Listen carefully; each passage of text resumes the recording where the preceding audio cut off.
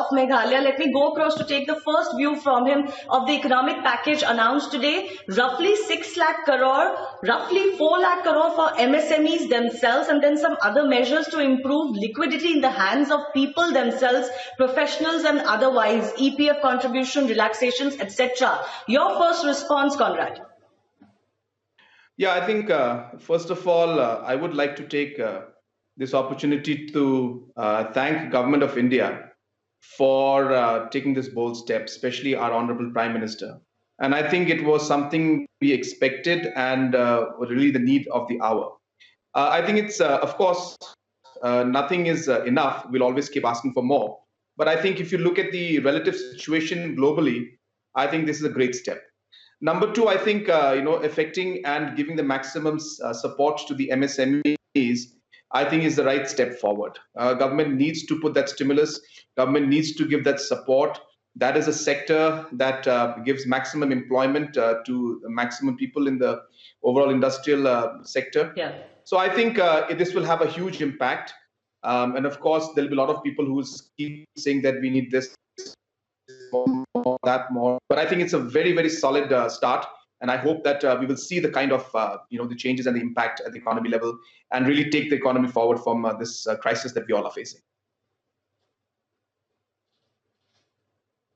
Now, of course, the government and the finance minister emphasized repeatedly, Conrad, that this is obviously just first of the many briefings that will take place over the remaining weeks. So there's lots more in store. But MSMEs was the prime demand, was the most immediate demand. And as you very rightly said, it's the backbone of the industry and a large-scale employer. So therefore, that was required. What do you make of the redefinition of the MSME sector? So basically, the micro, small and medium industries in India can have a larger footprint now and can still avail some of the benefits. Now that ties into the expansion of the local capabilities and making those local companies stronger, expanding them so that they can eventually compete with the global brands.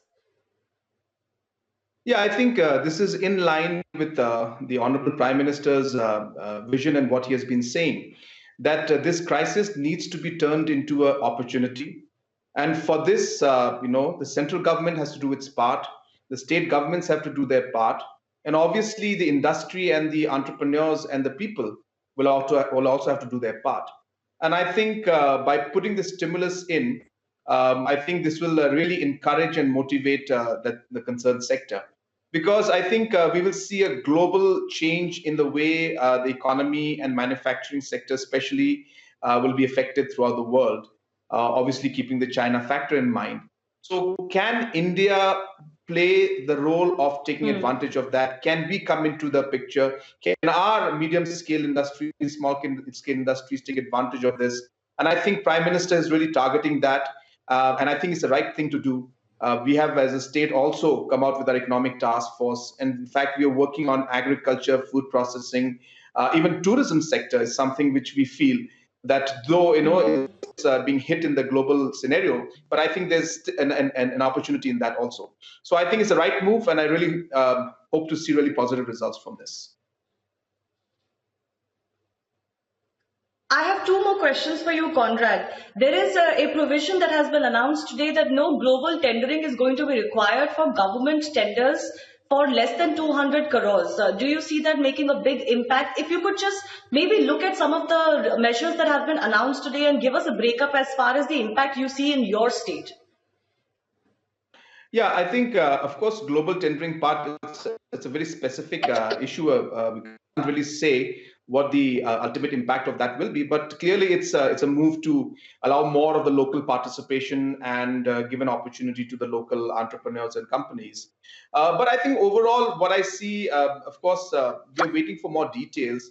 This is a very big package, and really at the end of the day, we'll have to see different aspects of things. But I think what really caught to me, and which is something I have been advocating from day one, is that the support to MSMEs will be very important. The support to even service sector will be very important. I have been advocating about tourism a lot, and also about small scale manufacturing and food processing. So I really hope that these kind of things we will be able to have an impact in the sectors that are important to my state. namely the food processing sector, some sectors in mining, and the tourism sector also. So I hope that this will support that. I'm pretty sure, and we as a government, the state government, are also coming up with different policies to help our own industries and our small-time entrepreneurs out here. Okay, finally, before I let you go, there's already some sort of politics that has kick-started on the first effort of the government.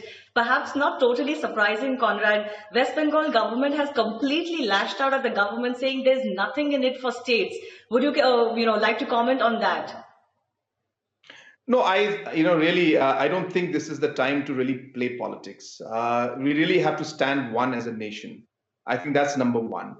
Number two, I think clearly, it's not possible for the Prime Minister and Finance Minister to, in one press briefing, explain in detail how this is going to go forward. But I think we all understand that when something like this comes up, it's obvious that the state governments and the state stakeholders and the players at the state level in different parts of the country will have to be incorporated, will become a part of this process, and the benefits will reach to everybody. So I think it will be wrong for any state government to, I think, number one, play politics, and number two, think that this is not going to impact them directly. It will. It's going to impact the country. It's going to impact the MSME sectors. It's going to impact our entrepreneurs. And I think that is the good news which we should take away from this.